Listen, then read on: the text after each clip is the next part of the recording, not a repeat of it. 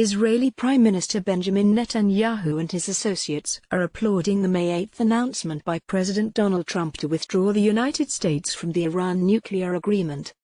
There is only one thing that isn't clear, one of the people closest to Netanyahu told Al Monitor, speaking on the condition of anonymity, that is, who works for whom. Does Netanyahu work for Trump, or is President Trump at the service of Netanyahu? From the outside, at least, upon close inspection, it looks like the two men are perfectly in sync. From the inside, this seems even more so. When it comes to the U.S. administration's recent actions, the people in Netanyahu's inner circle knew exactly what would happen and when, and they have known it for the past few weeks. No one in Jerusalem was surprised by Trump's statement. It almost seemed as if the president's speech had been written in Hebrew and only then translated into English.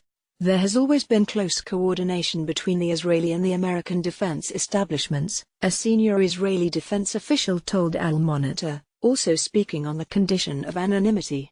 Intelligence coordination has also gotten stronger over the past few years, but the current story is a whole different ballgame. This kind of cooperation between the two leaders and their two offices, the Oval Office in the White House and the Prime Minister's office in Jerusalem, sometimes makes it seem as if they are actually just one single, large office.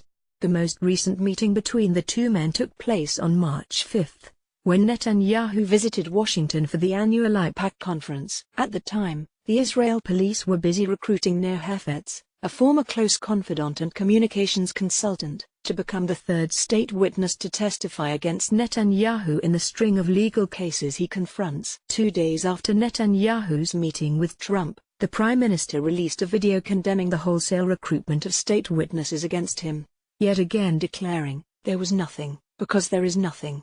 He ended the video stating, "They will continue doing what they do, and I will continue doing what I do, taking historic steps here on behalf of the State of Israel. Time will tell how important this visit is to Israel's security." While Netanyahu speaks frequently in broad, historical terms, when he posting the video, his associates hinted that this time he really meant it. One can now say with certainty that every step being taken by the United States in the Middle East and also by Israel were coordinated between Netanyahu and Trump at their meeting on March 5. The final security touches were added by Defense Minister Avigdor Lieberman, who recently returned from a series of meetings in Washington, most of them at the Pentagon. This rare type of coordination between Netanyahu and Trump focused on the diplomatic front as part of a combined effort to block the spread of Iran in the Middle East, not just Iran's nuclear program, and to take down the Ayatollah's regime. Lieberman spoke with officials, chief among them Secretary of Defense James Mattis, about security coordination. At this meeting, they raised various scenarios concerning escalation on various fronts in response to a continuation of the mysterious attacks taking place on Syrian territory on an almost daily basis and generally attributed to the Israeli Air Force. These scenarios included a local and limited confrontation between Israel and Iran on Syrian territory, a confrontation between Israel and Iran that spreads to include Hezbollah and could bring the whole region to war, and a war between Israel and an Iranian-Syrian Hezbollah alliance that could lead to Russian involvement in some way or another over the course of events.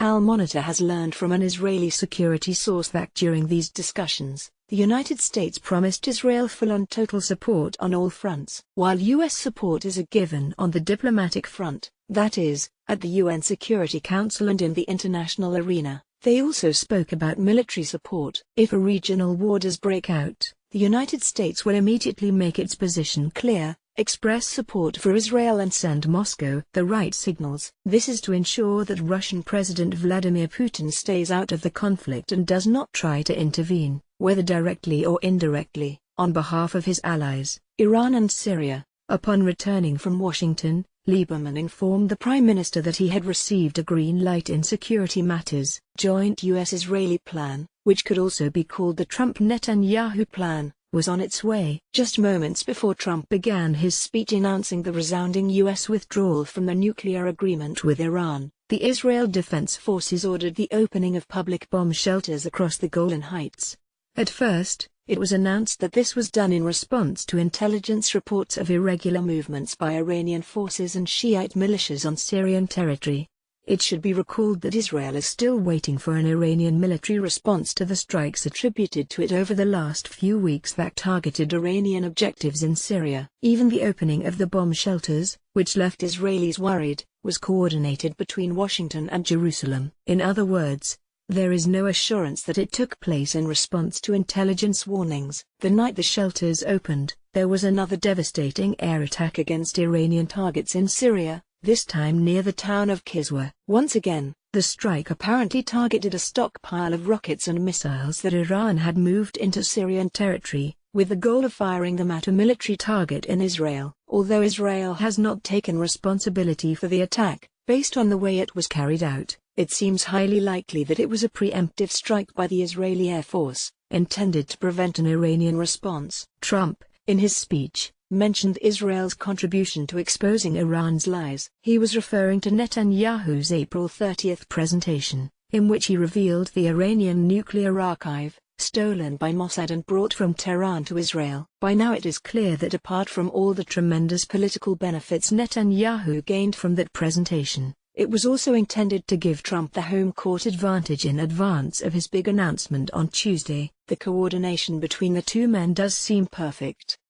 It is closer than any coordination of this sort between the leaders of the United States and Israel. All said, however, it must be emphasized that the bulk of the work still lies ahead. So far, Netanyahu and Trump have put quite a few miles under their belts, but it is all talk rather than deeds. Trump may speak tough, but he is still moving ahead with his policy of withdrawal from the Middle East. Meanwhile, Netanyahu has so far avoided any real military clashes or adventurism. They still have more than one ordeal ahead, and they won't be easy, as they will now be tested by their actions. These ordeals will determine the fate of their joint plan to defeat Iran.